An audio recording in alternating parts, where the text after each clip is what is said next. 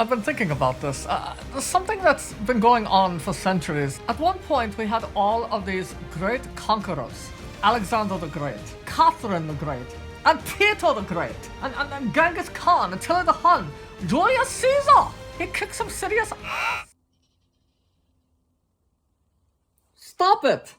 It gets you riled up and adds emotion to your shtick here. No, it pisses me off. Let's travel to the 1100s, sometime between 1155 and 1167. Enter into the world Genghis Khan, the original bad boy of history. The founder of the Mongol Empire, which stretched from the Black Sea to the Pacific Ocean. This dude died in 1227 at around the age of 65. Who knows where? He died knowing that he was a great military leader who united the Mongol tribes to conquer huge portions of China and Central Asia. He did not know at the time that he died that his name would be synonymous with over-the-top, unhinged, rarely if ever to be matched brutality. He accomplished taking over a good portion of the planet by being ruthless and killing and slaughtering millions of innocent people. On the less horrific side, he did civilized things like promoting trade and introducing writing. How come nobody recorded where the heck he was born, when he was born, and when he died? But that's besides the point.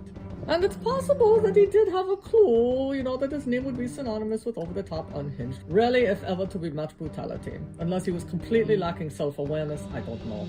Genghis Khan was the oldest child of a Mongol chieftain. Talk about a tough childhood. He was 8 years old when his papa died. His family was deserted by the tribe that they were in and left to struggle on their own.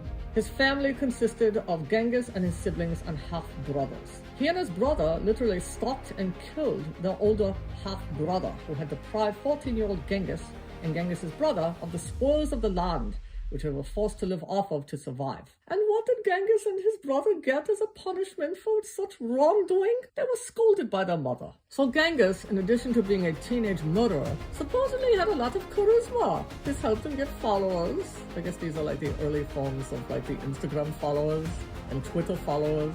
Yeah, and he also hooked up with a couple of very important leaders at the time, Jamukah and Toghrul. Genghis' new wife, Borte, had been kidnapped by raiders, but she was retrieved. As eagles would have it, as Genghis got more notoriety, Jamukah was having none of that, and the two humble guys went to war. Jamukah kicked Genghis' butt in 1187, but after a few years in 1196, Genghis rallied and went back to his hobby of becoming mighty and powerful.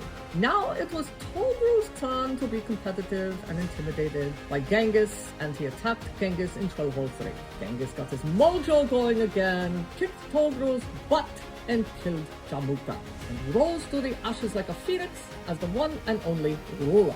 Up until this point, Genghis' name was actually Temujin. At this point, in 1206, he took on the title Genghis Khan, which no one actually knows the meaning of, but it sounds awfully cool. Genghis may mean ocean or just. Khan means leader or ruler. Genghis Khan may translate to universal ruler. His original name, Temujin, is also fitting in that it is the Mongolian word for blacksmith or of iron. So starting in 1206, upon being named Genghis Khan, this guy began carrying out reforms to stabilize the Mongol Empire. He began conquering in 1209, beginning with Western Xia. Then he attacked the Jin dynasty of China. The Jin dynasty had been harassing the Mongols, so they got their comeuppance. Genghis captured the capital, Jiangdu, in 1215. After this, he captured a huge chunk of Central Asia, because he was into capturing huge chunks of land. This happened in 1218. Actually, his top general, Jebe, captured it. In 1219, he toppled the Khwarezmian state, which is near present-day Middle East, and he devastated Transoxiana and Khorasan. Jebe and Subutai reached present-day Georgia and Kiev.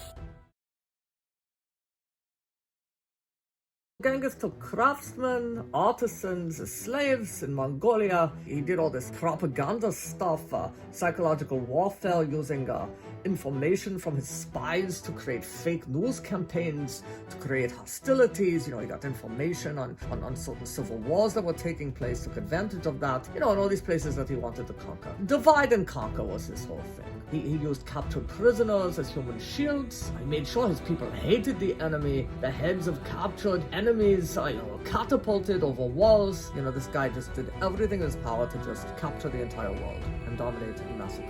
So after, defeating a city, Genghis would try to lure people out, promise them safety, and they'd be like, oh, good, thank you for sparing us, only to get cut to pieces, once they got lured out. He massacred many people, of course, including women and children. He rewarded good soldiers with lots of incentives and severely punished poor soldiers, including putting them to death. They used spears, axes, swords, knives, catapults with long arrows. Gunpowder was also used when it was discovered by the Mongols when they invaded China. He recruited his own sons to do lots of dirty work. They had the same ego issues as their dad. There was lots of sibling rivalry and stuff. But he was getting older, and he had a whole family. It was a whole family operation to murder people and take over the planet.